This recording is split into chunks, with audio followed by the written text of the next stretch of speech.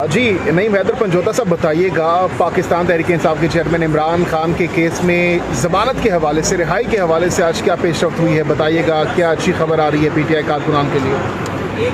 देखें, इस वक्त तो जितनी खबरें आई हैं कोई अच्छी खबर नहीं आई, लेकिन अगर दूसरी तरफ देखा जाए तो सुप्रीम कोर्ट में हमने रजू किया हुआ है। हम ये सदा करते हैं कि सुप्रीम कोर्ट इंसाफ फराम करे, क्योंकि अब तक हमें इंसाफ नहीं दिया गया और अच्छी उम्मीद से हम अदालतों में जाते हैं। दूसरे नंबर पर यह है कि आज एक बड़ी अहम पेशरफ्त जो हुई है वो ये कि इन मुकदमात में एक चीज़ बड़ी क्लियर हुई है। वो चीज़ क्या थी? वो चीज़ ये है कि अदालत ने जो रिमार्क्स दिए ना वो बड़े अहम थे। वो रिमार्क्स क्या थे? रिमार्क्स ये थे कि जो फेयर ट्रायल है ना जी, वो किस तरह मुमकिन है कि आप अदालत के अंदर, अदालत को जेल के अंदर लगा कर तो आप कहें कि फेयर ट्रायल हो रहा है। और दूसरा जो रिमार्क था ना वो ये था कि जस्टिस जो है वो सिर्फ ये नहीं है कि जस्टिस हो रहा है, बल्कि जस्टिस होता हुआ नज़र आना चाहिए।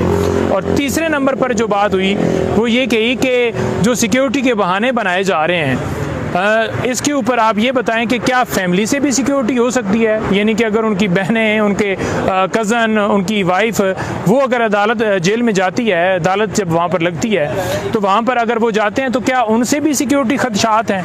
तो ये कैसी एक मुज़ाक़ाखेज़ यानी कि बात सरकार कर रही थी।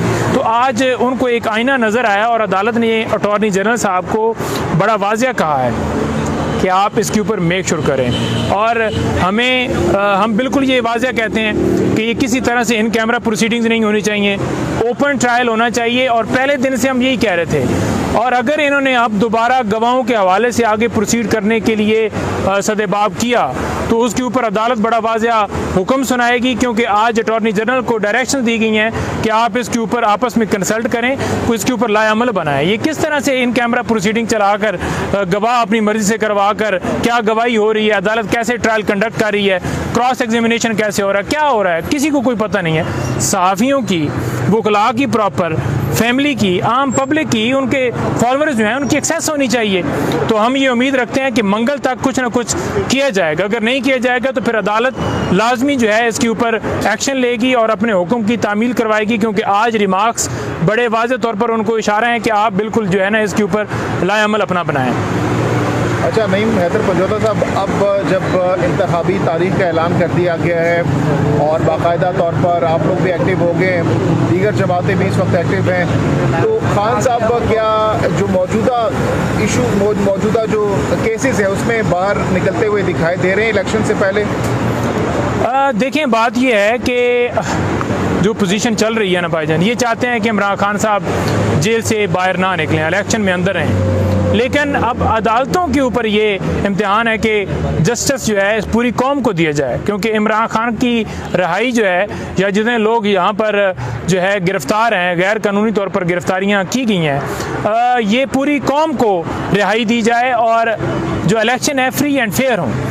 दूसरे नंबर पर बात यह कि आज तोशा खाना केस जिसमें इमरान खान साहब को सज़ा हुई थी वो तो सस्पेंड हो गई, लेकिन कन्विक्शन बाकी थी। आज बड़ा हैरान हम हुए हैं कि प्रोसिक्यूटर साहब अवेलेबल नहीं हैं। यही प्रोसिक्यूटर साहब होते हैं जब नवाज शरीफ का मुकदमा होता है और आकर बैठ जाते हैं पहले से और 4-4 घंटे बैठे रहते हैं और कहते हैं जी कि हमें कोई इतराज़ नहीं। आज बड़ा वाज़े तौर पर नैब अलकादर ट्रस्ट और नैब तोशा खाना केस, इन दोनों में आज दूसरी तरफ से बाकायदा तौर पर ये दलाइल दिए गए कि ये ज़मानतें बहाल ना की जाएं, टाइम बार्ड मामला है। हमने लॉ पेश किया कि ये जो करंट लॉ है उसके मुताबिक बिल्कुल जो है वो कोई बार नहीं है, लेकिन उनके पास पता नहीं कौन सा जो है वो एक्ट था। अदालत ने ये कहा है कि जो लॉ मिनिस्ट्री है उससे जो ओरिजिनल जो अब का लॉ है अमेंडेड है वो एक कॉपी जो है वो ओरिजिनल जो है वो यहाँ पर लाई जाए, ताकि पता चले कि क्या ये टाइम बार्ड वाला मामले आगे टेकअप हो सकता है, इसके ऊपर क्या पहले ये डिसाइड हो जाए, बाकी चीज़ें फिर दलाइल आगे होंगे।